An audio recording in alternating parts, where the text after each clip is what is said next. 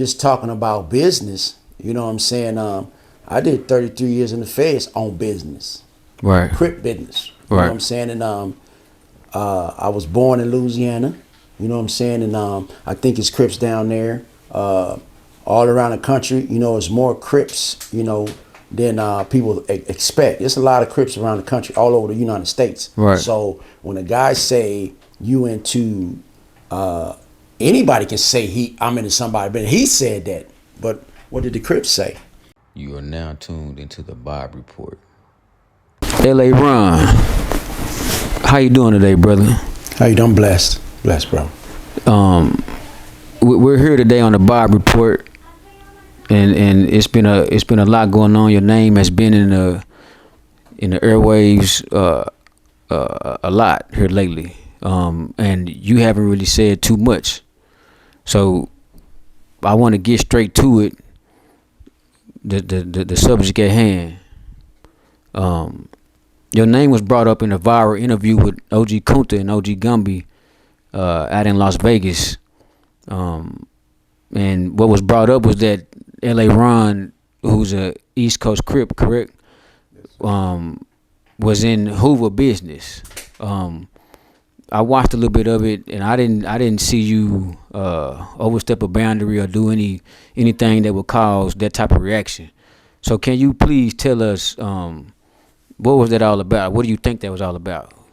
Well, first of all, I want to give a shout out to a couple of my partners. I had a couple deaths in guys like my family, Creek from APB, and Bo out of Denver, Trey. No doubt. You know, Crip in the blood. No doubt. And my people now, I really kind of like Creek meant a lot to me, and Bo meant a lot to me. So with that, you know what I'm saying. And hold on, Ron. I mean to cut you out 1 second. 1 second. To your immediate left, we got brother Cuzzo Lick. Link. Yeah. L-I-K. I call him Cuzzo Link. Yeah, Lick. Tell him who you is, Lick. Cuzzo Lick, man, a.k.a. Mr. Say What These Niggas Scared. So y'all know who I am by now, man. You know what I'm saying? To your right, brother Ron. Oh, Lord. Street Priest. Brother, though. He back. But it's the Street Priest. Y'all already know. Oh, I'm sorry. Yeah, this is Dooney the Street Priest. You know what I'm saying? DFW finest when it comes to loving God. And y'all know what the going on. Oh, man, doing it. Man, we're not going to start, Bob. We're not going to start today, man. We're going to go and get this. We're going to get this in. All right. Sorry about that, Ron. Them your people, but yeah, man. So yeah, Gumby, OG Gumby, he got real out of his body about OG LA Ron getting in Hoover business. Can you please explain to us what that was all about? You know, I really kind of like tripped on the process because I see Kunta was down in Las Vegas, and he came out of his zone, came from Texas, and you know, we all know Tupac got killed in Vegas. You know what I'm saying? Over the same Crip stuff. And when Kunta was down there, and then he told me that he was gonna be doing the interview, and he didn't know Gumby was gonna be down there. So I had called a couple of my guys, Ricky Crockett, and a couple of my guys that's from Vegas, just to give him some support. But man, I didn't even know, a lot of those things. But it went the way it went, and I never really pretty much tripped on what he was saying because I don't never be in nobody business but Crip business. Right. I got 50 years in this. Right. So I don't have to go over to nobody else's business. But at the end of the day, I think dudes was in our business. You know what I'm saying? Because these dudes was Crips in Fort Worth. Right. You know what I'm saying? And can you elaborate on that, brother Ron? What you mean in our business? Well, I think that our business is Crip business. Raymond Washington. Right. Raymond Washington, Tookie, the whole East Side, West Side. I have a relationship with a lot of the Crips. I mean, with all of the Crips pretty much. Long Beach, all the way to Alaska, all over South Central. And just talking about business, you know what I'm saying? I did 33 years in the feds on business. Right. Crip business. You know what I'm saying? And I was born in Louisiana. You know what I'm saying? And I think it's Crips down there. All around the country, it's more Crips, than people expect. There's a lot of Crips around the country, all over the United States. Right. So when a guy say you into, anybody can say I'm into somebody, but he said that. But what did the Crips say? Right. You know, what did Ice-T? He hit me back and was like,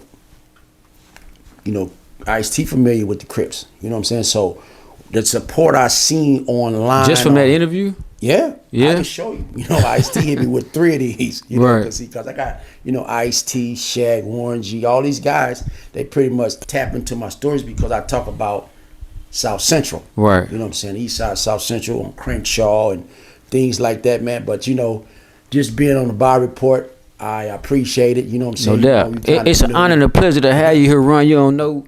Likewise, You don't even know, man. I manifested this. You dig in real life. You know what I'm saying? We had a few bumps in the road, but it wasn't no bumps that put the wheels on flat. Exactly. You dig what I'm saying? Because we here now. Yeah. So So Kunta, did his thing, what he could do in Vegas. You know what I'm saying? He was in a tough spot, if I must say, but he still held his own. He took up for you. I just didn't understand because I was caught off guard. I didn't even know nothing about it. I watched the interview a little bit on Unique Perspective. Shout out Drewski, but I didn't see where there was anything that warrant that type of reaction. So that's over with now, and now we're here. What do you got to say about the whole situation now from looking at it, now that you know what really went on? You see how everybody responded. What do you think about that, Ron? Well, as my name was mentioned, Right. I seen, man, I think Kunta handled himself, pretty good. I seen how the atmosphere. See, that's one thing about, and then when I was in prison, it go from 0 to 60 in 2 seconds. Right. And that's pretty much what I think happened. Right. I know Gumby been to prison. I've been to prison. Kunta been to prison. So these outbursts, it comes from somewhere. It comes from, men talking to men. And because that's why a lot of times I don't cuss, because cussing is one step away from fighting. And that's why I try to abstain from cussing, because you might as well fight, because you calling, you saying words that cutting through people's skin. And when I see my little brother Kunta was on YouTube, and I was like, man, that's my guy. And I see him held himself, at the highest standard, because men sharpen men, iron sharpen iron, and me and Kunta been hanging around each other, and I think that he really handled himself, because you got to really understand, at the end of the day, you got to respect your elders. I know Gumby might be a little bit older than Kunta, but at the end of the day, you don't want to jump on a guy and make yourself look bad. And that's what a lot of these guys are saying now about these youngsters. Mm-hmm. They don't have no respect. And I really wanted people to really know what Kunta held himself back from jumping on Gumby, because it could have been a melee, and it could have been the same situation of what happened to Tupac. And I know a lot of people always say what they would have done if they was there. They wasn't there. Kunta was there. They say dude had a knife, dude had a backup with him. And I think he really handled himself as a young, middle-aged gangbanger. You know what I'm saying? Because I just didn't want him to, put his hands on somebody, because once you put your hands on somebody, it's all on. Other Right. things can happen. And when you got guys that came there that stopped in the kitchen before he came into the interview, what they have in the kitchen? They got knives in the kitchen. You know what I'm saying? Dude and already, known for certain things. And, he didn't come exactly in there. Didn't nobody get searched. That's just like if a Crip and the blood get into it in the joint, I'm going to search him. Didn't nobody search that guy. He came late. He came, stopped in the kitchen. He didn't come directly in there. Them guys already in there. So it was a disadvantage. You know what I'm saying? I see dudes want to fight dudes. They 250 pounds, but everybody you fight is under 200. That's not even. Right. Just like this match with Tank and them finna fight with the brothers Paul and them. That fight is not. It's not cool because the weight difference. You see what I'm saying? And Kunta had a lot of things on his side, but I'm not gonna go to no knife fight with no fist, my nigga. I'm not gonna go to no gunfight with no knife. Right. And I think Kunta went in there with just these. You know, these can handle it. I done seen dudes fight dudes with knife, but it's not cool to do that. So they put Kunta in the situation, and everybody pointing fingers now. Right. You see what I'm saying? Because that ain't you. That's one of my mans. You know what I'm saying? He a Crip.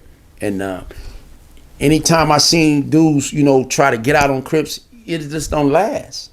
I just seen it all over, you know. And what they tried to do, or whoever happened, that happened, it happened. And now I got Kunta back in Texas. Right. See, he ain't in Vegas no more. See, he's back at home. Right. And he can do what he want to do, say what he want to say, and he can tell how he felt that day. He definitely doing that. He definitely doing saying I a lot of I respect his gangster. I respect the way he handled himself. Because everybody can't handle themselves in situations like that. So we got to applaud the young brother. He came back, you know what I'm saying? And a lot of people was acting like the whole world was on his shoulder. But I told guys the other day, man, a big man carry a big load. And I think this brother, man, is in a position to really promote and to get this situation behind us and then move forward. Okay, real quick, Ron. There's a big Gumby and a little Gumby. Who is Big Gumby? Well, what I heard about Big Gumby, what my guys told me about him, they say he was the truth. Right. You know what I'm saying? I still haven't heard, 10 people call me, but I have had some people call me and told me that, man, that ain't even Big Gumby. Shout out to Big Gumby. I don't know where he at, but I'm going to find out more. But I'm not just going to do no background check on all this because, like a dude get his props. You know what I'm saying? And they say Big Gumby was the guy. Right. Okay, now, no disrespect, Ron, but now we over with the Crip stuff. Let's get to it. L.A. Ron. Who is L.A. Ron? Where is L.A. Ron from? Well, where I was born or where I was raised? Where you was born and raised? I was born in a small town called Zawali, 72 miles from Shreveport. So my dad is a Calhoun. I'm a Fisher. All of us got different dads, so we got different cousins. And my dad is a Calhoun. I'm really a Calhoun, but we all go by my mom maiden name, so we all Fishers, and I have a big family in Los Angeles. Now, I was born in Zawali. I left Zawali in 64. I was born in 64. I was born and I went to LA, and my mom raised us in LA, on South Central LA. We moved around, but I actually end up really selling on 68 and Central, between Central, Hooper, Florence, and Gage. What we all familiar with LA being a heavy gang city. Where you grew up at, what gang was it in that area, Ron? You say was it? What gang was it in that area? My area is some of the bigger ones was Florence's F-13s. You have the Shack Boys. This was before a lot of these gangs got together. You had the Hoovers was around. You had the Four Trays was around. This is in the beginning. Yeah, all of these. Yeah, you got the Shack Boys, Raymond. Over there. You had a lot of guys but you got gangs that I don't know about before me. But the ones I know is pretty much East Side Crips, West Side Crips, and First Streets and Compton, Carson, stuff like that. You would be considered a second generation gang member. Exactly. So you saw the guys that was first generation, which would be Raymond, Tookie, Cassie's, Kitchens, Beaver. See, my uncle was a guy named Porter Hill. He was one of the first kind of like Crips I ran into. Him and Ronnie McKnight, and they was over there they lived over there by Drew. You know what I'm saying? And I got other friends still over there. Butchie, he's still over there. And pretty much I lived all the way on the east side. Right. Everywhere we moved was pretty much on the east side. But one of the major guys that I seen when I was a kid was Port Hill. You know, that's like my uncle, my family. And he was an east side Crip. And then when we moved over to closer to Bethune Park, which was Bloods.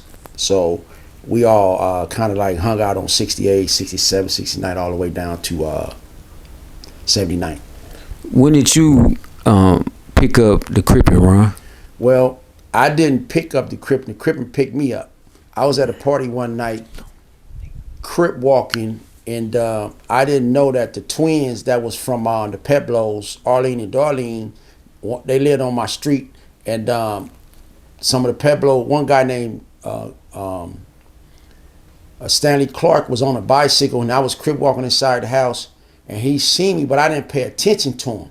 So when I went to Bethune Park a week later, he was following me around on a bicycle, and he was telling the guys to beat me up.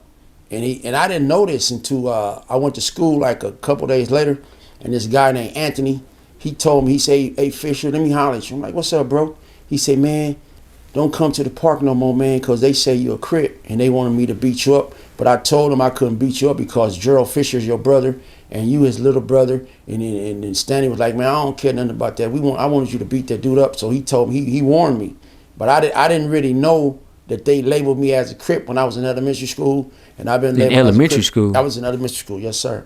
And you was sea walking in elementary school? I was sea walking at a party that was down the street from the elementary school. So sea walking has been around since Crippin' started. Yeah. And we had the first Crip walking contest at Bethune Park. You know, we got major Crip walkers in LA, but it would take me time to get all their names. But I know we have the official documented Crip walk contest at Bethune Park. One of the first ones that was on the east side. Right. That I know of, you know what I'm saying? Shout out to Lil Oscar, Big Quake, X-Ray, all the Crip walkers. And I see the other little new guy, he's out there. He got a nice little thing. I think his name is Potts, his last name Potts. I see he got a nice little channel, Crip walk. So when they told these people, when they told you don't go back to the park because they're going to beat you up because you're a Crip, Right. Did that push you into Crippin'? Because you wasn't a Crip at this time, right? Well, my brothers them were. Okay. I haven't had the official court on, but the Crips hang at my house. You know, all the majors was hung at my house. When you say major, who we talking about, Ron? Well, you know, Raymond, Squeak, Lil James, my brothers, all the guys that wasn't outlaws, the ones that hang on that side, was be at my house because my mom smoked weed, so you know everybody was smoking weed. But you know, they hung at the crib, so I always been around Crips. At this time, was it any Crip on Crip violence, Ron? That the Crips beef with each other? Well, the first Crip on Crip violence I seen was my brother stabbed my brother, and they both of them was Crips. So that was one of the first ones I seen. But outside of that, we was tumbling back then, you know. Like fighting? No, tumbling. Oh, flipping. Yeah, that was like kind of before Crip walking. A lot of people don't know that. Raising pigeons, Crip walking, and tumbling. And that's how kind of like I first met a lot of Crips that was tumbling. But we used to go to the school, and then we'd go up to Edison, and dudes would be tumbling at the school, and all the girls would be looking, and oh man, like dudes doing front flips and back flips. Yeah, like you know, only thing we couldn't really do was a double. You know how they do in the Olympics, right. But we was doing full twists. We had some real dudes, man, that really know how to tumble, spook, bean. I even got good at T Tiger. Used to flip. You can do a backflip? Now? You can't do it now, Ron. Probably on the trampoline I could. Think so? Yeah. I probably could on the trampoline. I probably could do, about 5 in a row. Yeah. Nah. Like It's crazy. Man, tumbling was big. And then they had the Watts Parade, and they used to have tumblers in there, up there too. It was real nice. We had a nice community. Man. Were you in Los Angeles, Ron, when was it the Watts riot went on? I think I was real young. Oh, you was okay. I didn't. The biggest thing that I seen when I was a young kid that really affected pretty much the East Side when Raymond got killed. That was big. I mean, everybody was like, man, they say Raymond Washington got killed, man. So Do you know about what happened with that? kind of, sort of, but kind of not. You know what I'm saying? Right. It always been like a mystery. Right. It always kind of been like, don't talk about it. Right. You know, a lot of people don't talk about it, and the dudes that did talked about it kind of closed lip. You know what I'm saying? And because you know, some people, man, they put themselves places where they don't supposed to be. Right. So you don't really want to say you was there or you was, you know, witnessed it. Right. You had a lot of people that was mourning on that east side when it did happen. So I just seen the movie just came out about Raymond, you know, the little guy that started the Army. I don't know if you've seen, they just had a showing in Los Angeles. Yeah, and a couple of my partners was there, and his sister, his daughters and all that was there. But that was one of the major big things in the 70s when Raymond got killed. Okay, so at what age do you start to travel outside of Los Angeles? Well, when I was younger, every summer we used to go to Louisiana. Okay. But I started in the 80s. I went to Las Vegas first. Melvin Butler took me to Las Vegas. He was dealing with some guys up there that's still in Vegas, and majority of the guys that Melvin and all these guys, we end up in the feds. I mean, everybody. And Melvin was going down there. And I want to introduce you to these guys later on. These are big guys in Vegas. They're real gangsters, Las Vegas. Ricky Cracker and Butch Hall. And it's a lot of them down there, but some of them is still out there. But I went to Las Vegas, man, and I used to always hear about Vegas. So when Melvin told me that he was going to go, and I went, and then I ended up actually moving to Vegas for a while. So you lived in Vegas right directly after you left Los Angeles? Oh, I've been to a lot of places, but I just got busted in Fort Worth. But I've been to Denver, I've been to Las Vegas, I've been to Wichita, Kansas. So these places run, is the Crippin' with you? Well, a lot of times, man, you got dudes that, the Crip thing, but you really don't want to let everybody know you Crippin' because you're selling drugs. You know what I'm saying? So the lesser homies see, that's why I didn't really like going back to LA back in the day, because there's too many homies get out of jail every day. So you got to look out for them. So if you got some work and you in LA and the homie get out of jail, what, you ain't gonna give him nothing? So you skipped the part, Ron. Hold on. You went too fast. So the work, we know what you mean when you say work. So before you left Los Angeles, you had to work. And some of your reasons, or maybe your main reason for leaving Los Angeles and going to these other places was because of the work. Yeah. With drugs. Right. Is that would you say that was when you catch somebody in another city, another state, back then most of the time it was probably for that reason, correct? Yeah, they was down there. Then I always deal with the local guys. I always try to make my prices better than the people that's already there. That's how come I made a lot of money, because I would undercut their prices. So when you went to Vegas and you went to Denver, what brought you to Fort Worth, Texas? How did you end up in Fort Worth, Texas, Ron? Well, I have a family here that's real deep rooted in Fort Worth. They are actually from Como. They call it Hills. And they from Como. My ex-wife family's from Como, from Fort Worth. And they still here. And they've been here years, and their daddy was in the military. He went from the military. That's how I got here, because my ex-wife family is from here. Whole family from Fort Worth. But I met her in Las Vegas though, and then I came here to meet her family, and I found the gold mine. So your lady at the time was from Las Vegas. You met her in Las Vegas. And then her family is from Fort Worth. Yeah, when they decided to come back to Fort Worth, she didn't go. She stayed and grew up in Vegas with her stepsister named Kim Lee.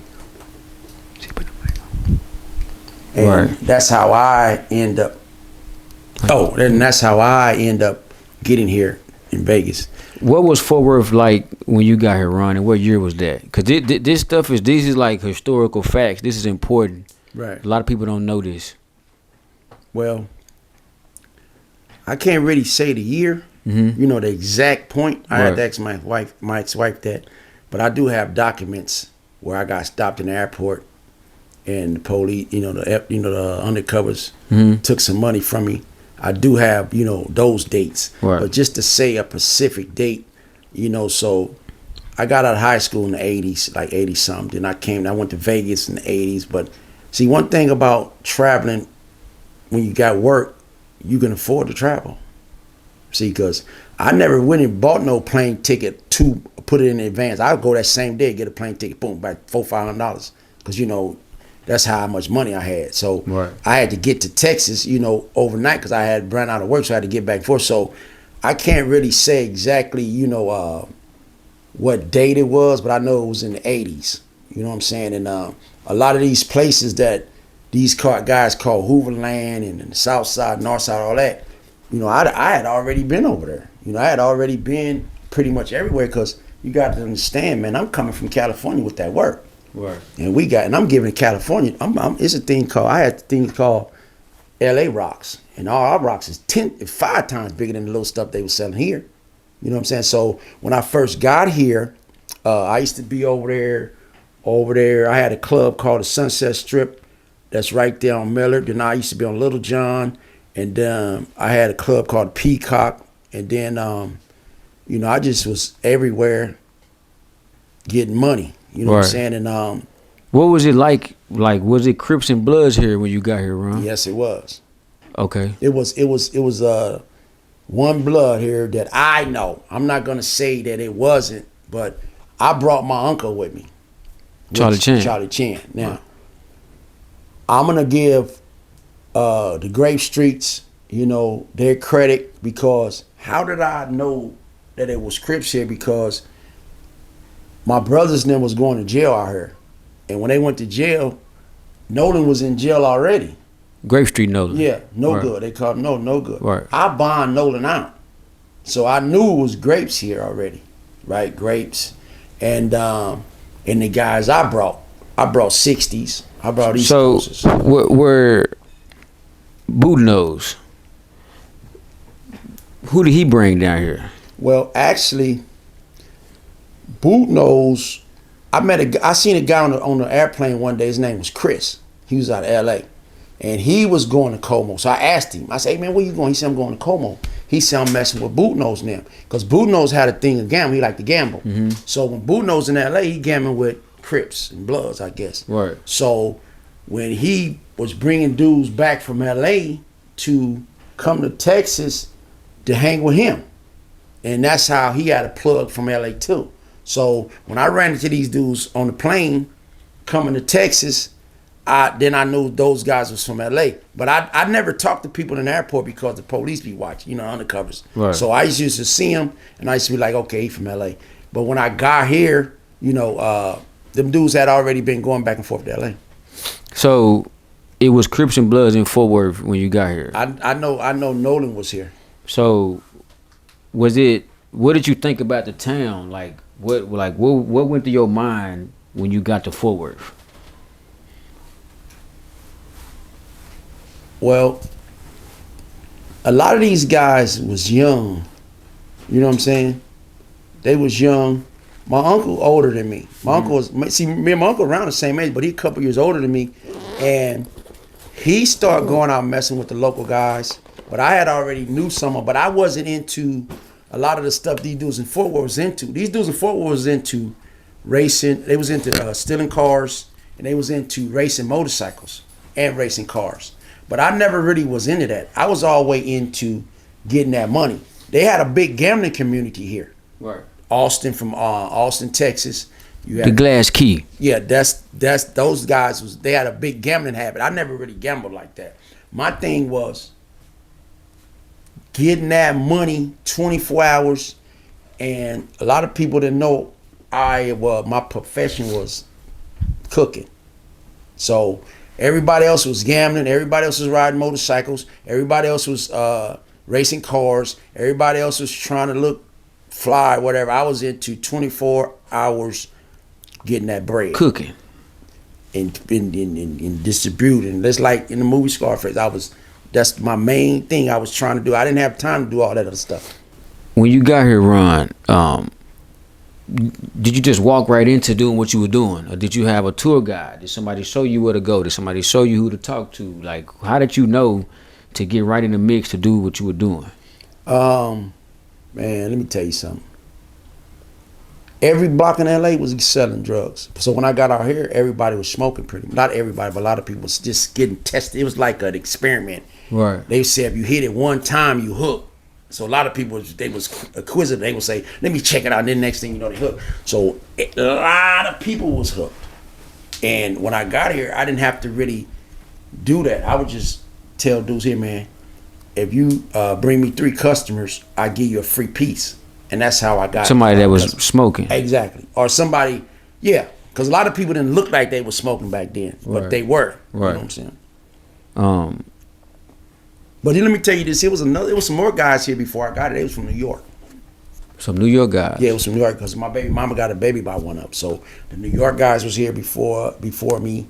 What about when you got here was Billy Ray here? Yeah, Billy Ray, I just got busted. And there was some guys from Long Beach here too, Kevin and 2 brothers too. We used to play basketball against each other. But I see everybody want to know about who was first, who was second, who was third.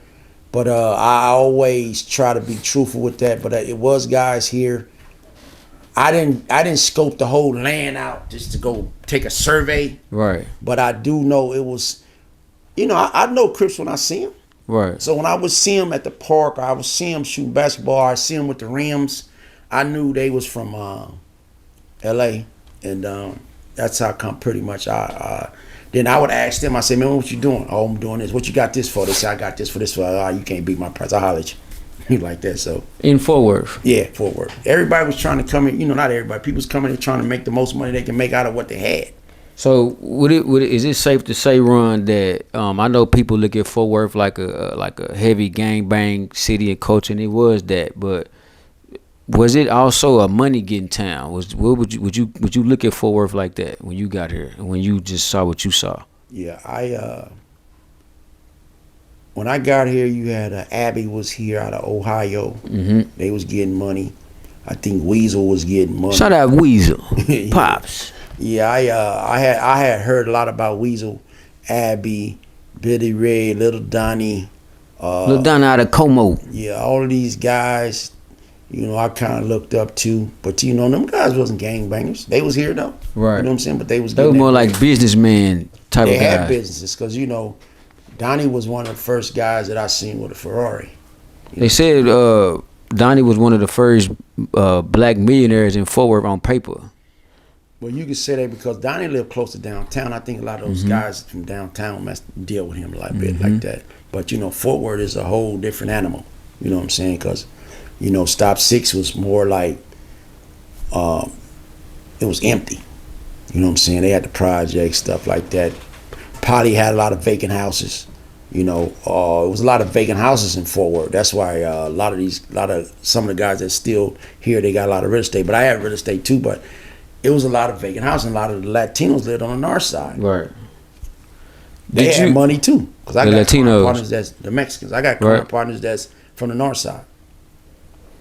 At what point, Ron, while you're in Fort Worth, did you realize that the streets had fully consumed you? Well, what do you mean, like? Like when it was like, ain't no turning back. Well, I'm gonna tell you something, man. When you mix cripping and getting money together, ain't no turning back. So let me ask you this: so, do you feel like the cripping might have played a part in what got you your prison time? Gotta be honest, Ron. Nah. You don't think so? But my attitude. See, I truly believe, man. I didn't get caught in L.A., man. And they got so many traps. Look at all the people they caught in L.A. Freeway, Waterhead. Harry Yo. Gangsta, Hunch. They caught all them guys in L.A., so I knew exactly what not to do. Right. So when I came here, I didn't need all that on my name. I didn't need all that stuff because I knew what it cost. Because I was in jail with a lot of those guys. And I know if you get out here and you put yourself out there like that, because I used to see homies in Oklahoma.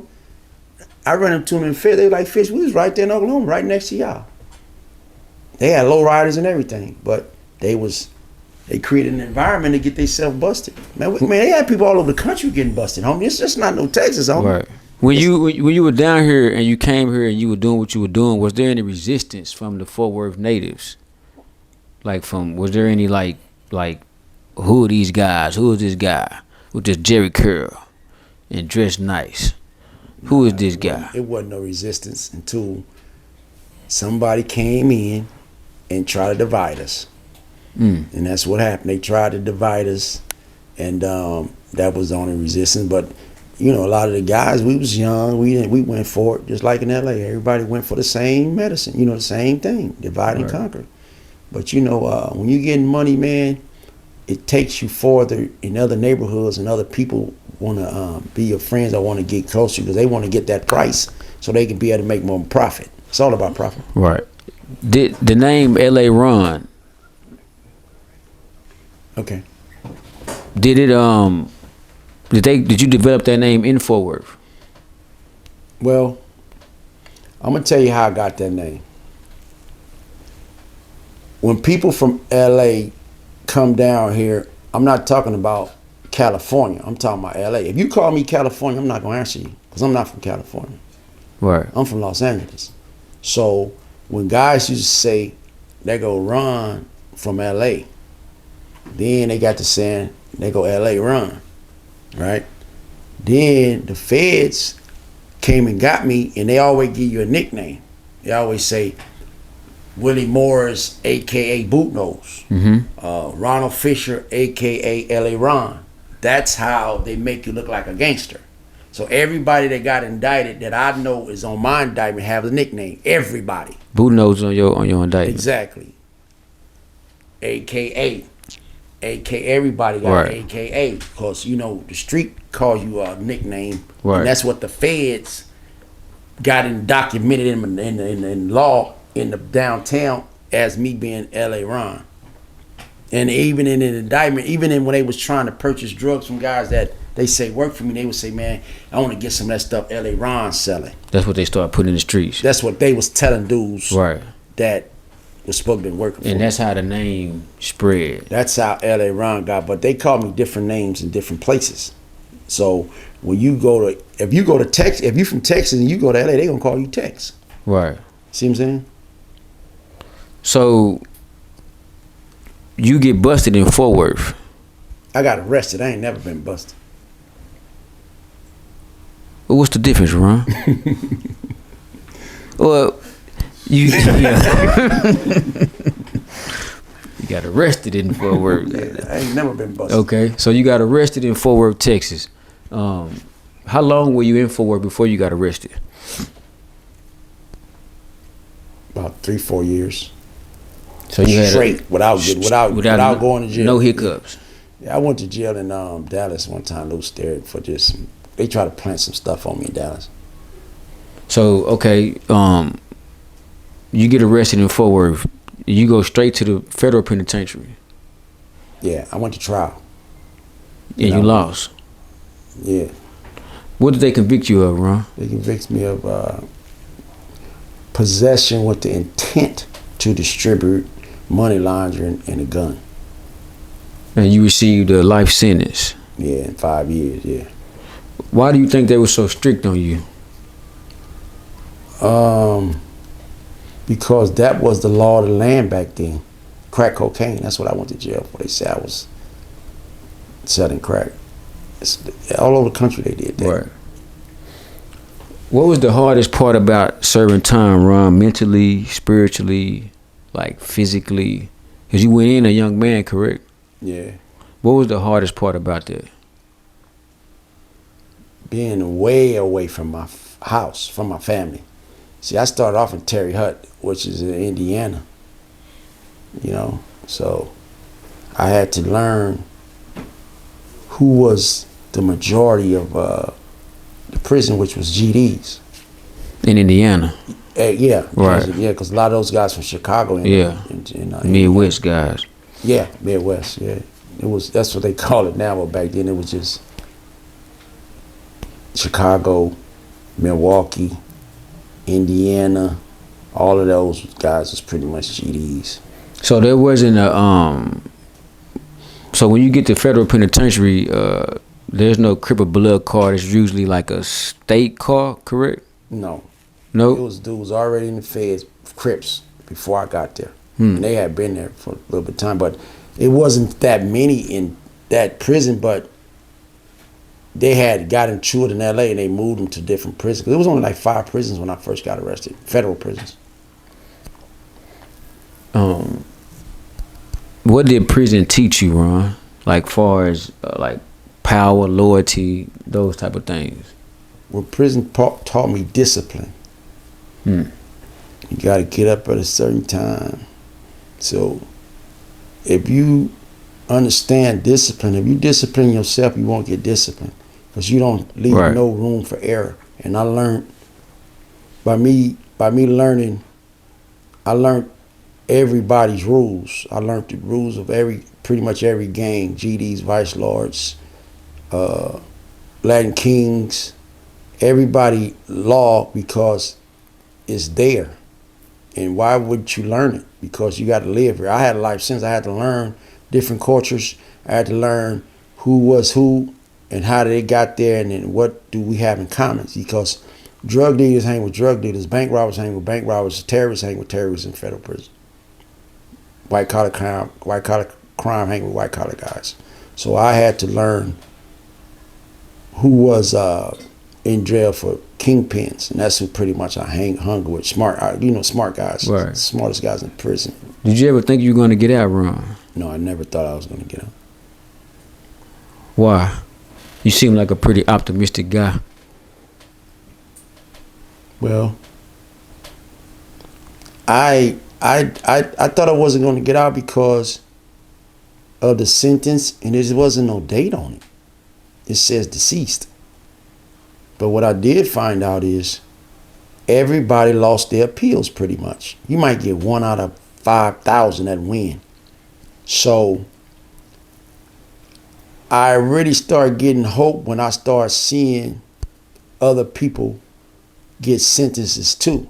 See, because I thought that I knew Bobby Reed. I knew Bobby Wayne Reed. Yeah, Bobby Reed was a rich guy. And I thought I had a lot of hope because I know if he can beat him with the type of money he had, I know I would have action to getting out of jail. But he lost too. And I was like, Obama ended up letting him out eventually, I'm right? talking about he lost. He had one of the best lawyers, but he lost too. So if you spend hundreds of thousands, and I spent 80,000, and you lose too, that means it wasn't the money. Right.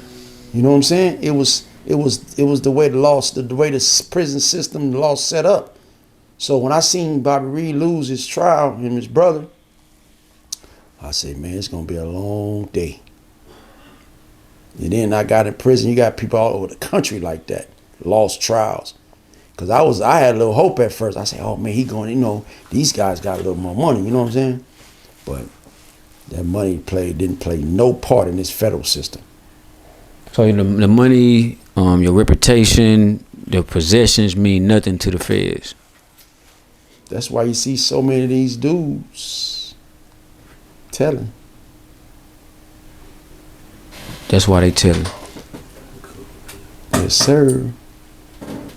Man, they. Hey, man, I wish we had time to break it all the way down because they say the money is the root of all evil. No, the love of money is the root of all evil. So you got these lawyers is getting $300,000-$400,000 from 15, 20 black dudes going to trial. They over in Cancun in your money. They ain't in jail. Right. You the one in jail, and you gave them $300,000-$400,000. Thought you was gonna win, and you end up. They ain't guaranteed. I don't know nobody guaranteed to win when they go to federal prison. Go to trial. Okay. This is part one, Ron. Before we get out of here, you have a street priest and you have a young man with you. Shout out to Kunta, man. Kunta. Already. What Kunta the Kunta? God. Kunta the God. Keep Kunta where he at, bro. You know, that nigga's, hey. So to me, I'm gonna tell you what this look like. You sitting here with a priest and a young man that has potential to go do something really big for himself and for his family and for his city. Dooney got the mic. Talk, Dooney. Go ahead. Come on, man. What you want me to say? You got the mic. First of all, nigga, before I answer that, you need to tell Unc I didn't get put out over here, and I'm coming for his ass. And I told him, no, Unc and Charleston White, I told both of them, if next time I see them talk about God on any podcast, I'm going to hop dead on their ass. So you give them the message for me, okay? All right. Now, this right here, no, this brother, just iron sharpens iron, man, and just as me and OG, LA Run talk, we just talk about moving forward, doing some things to impact the community in a positive way, in a more constructive way, instead of a destructive way. And so, you know, we all understand the gang culture. We get it. You know what I'm saying? Whatever you want to claim, we get it. You know what I'm saying? But at the end of the day, what we bang on is just elevation and revolution. You know what I'm saying? And just speak on the young God Kunta, man. You know, I supposed to have, the reason I'm here is because me and OG talked about me supposed to have been to Vegas. I supposed to have been there that day with Unc. What you was gonna do if you was there, Dooney? What you was gonna do? What I was gonna do? Yeah, what you was I was gonna hop dead on Unc ass because I told him to stop talking about God. And when he downloads shit, to download it right. I'm coming for your ass, man. But anyway, hey man, I gotta get back focused. Now, so what I want to do is with OG LA Run, he has some ideas that God has given him, and you know, and as his business manager, working with him on that end as well. We want to develop something in the community, in all communities, not just Fort Worth, DFW, Dallas, Fort Worth, but all communities. We want to hook up with those that have influence, whether it be from the White House or the crack house. We don't care whether it be from the streets or politics or whatever, but we want to come together and we want to do something more constructive for the community. So I say this to say this, that if I had came to Vegas, I believe it would be a different turnout, not because of how gangster I am, how tough I am, none of that. Because of the Spirit of God would have been there, and I know Bishop Eli's the Spirit of God. Hold on, Bishop. But Bishop needed me. We need to come in too. Shout out to my nigga Bishop Eli, the street bishop. But the reason why I say that is because I know my little bro Kunta. Kunta is a revolutionary when it comes to the mindset. And so his mindset, and we all had a mindset of going up there, and I wasn't able to make it that day, but me and Kunta, we hooked up, and Bishop, we hooked up prior to them getting on the plane over in Oak Cliff, over there by Big T, and we chopped it up, but I wanted to come. So LA was asking me, he said, well, Dooney, why you weren't able to go? I said, man, just some things came up. Unfortunately, I wasn't able to make it, but I'm just saying it would have been a different turnout because even OG Gumby, when it comes to OG Kunta, I think it would have been an understanding to where they'd have been able to sit down. Because I'd have been with, did nothing about that. Me and Bishop would have been able to add some more balance to some wisdom. Hold on, you gotta stay with me, boy. You can't just be interested. You been doing that shit. You tell a story. No, I'm finna tell you. Listen, because the Spirit of God would have been there because all those brothers had knowledge. You know what I'm saying? And when I say gang, I'm talking about gang culture. Gang culture. I know I got it. Yeah, pass the mic because hold on. But gang, hold on. I gotta tell you, man. The gang culture. The gang culture itself is just a mind. Hold on, man. See, you doing that unk shit. And that's what I'm talking about. You don't want me to spit this knowledge and you be filibuster. You know what I'm saying? Now, again, yeah, filibuster. He know what I'm talking about. And so gang culture basically just means a group of people with the same mindset or likeness, okay? It ain't nothing but a street fraternity, a Masonic order that protects and is leaded and protected by signs and symbols. That's all it is, and it comes with a color. But at the end of the day, like I said, I'd rather bang the red, white, and blue because you know why? Because at the end of the day, we don't want to be conquered by no other country. You know what I'm saying? Because we don't want to become the subject to their cultures. And so gang culture itself is just a culture that one understands that was affected by in their communities. Now, at the end of the day, where I'm with and I'm going to wrap it up with OG LA Run, we want to change the gang culture from a perspective of being more constructive in the communities now. Shit, if we gonna bang, let's bang and go buy that shit up. If we gonna claim our hoods and we gonna claim our streets, let's go back and buy it up. Let's find out how to bang on that area, because at the end of the day, even in these same hoods that we're claiming that's our hoods, we got other nationalities owning businesses. And I'm a businessman myself. At the end of the day, I'm an entrepreneur. And so the more I climb up the ladder of success, the more I see less of us. And so at the end of the day, what me and this brother want to do with others that's of like mind and they want to bang and gang on something, let's gang on prosperity. Let's gang on changing our communities from the inside out. And let's bang on not letting other people that's not even from our community come in our communities and capitalize on our economics. But other than that, I'm done. This is Street Priest, man. This doing the priest. Y'all already know what it is. Represent the DF Dub. Y'all know what the fuck going on. Hey, man. Yeah. Hey, tell them what it is. Cuzzo Lick. Bob, what's up, man? Tell them what Cuzzo Lick is scared to say what they ain't. What you say? Cuzzo Leak, man, aka Mr. Say what these niggas scared to say, there man. you The go. Terran Cannon baby, man. Y'all know what's happening, man. So man, you here with OG LA Ron, man. This is my boy, man. And you're an artist. You're a rapper. Yeah, correct. You said it right the first You're time. an artist. So Footwork, man. so how is it hanging out, getting knowledge and tutelage from LA Ron?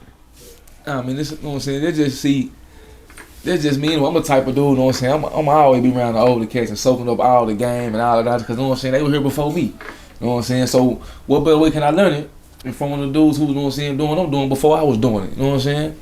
Right. So yeah, I'm always be with the older cats, you know what I'm saying?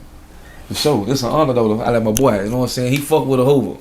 You know what I'm saying? For real. Right.